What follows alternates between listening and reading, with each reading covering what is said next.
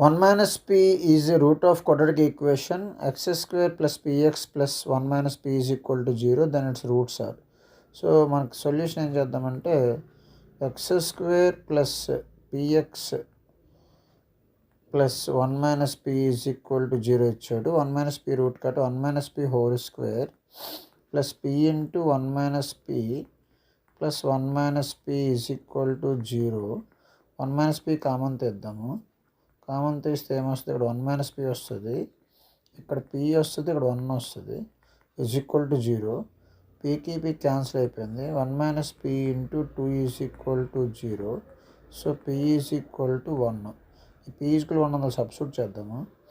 X square plus p is equal 1 కాబట్టి x plus p is equal 1 కాబట్టి 0 is equal to 0.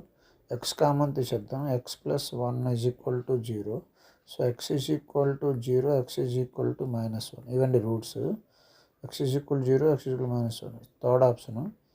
Thank you.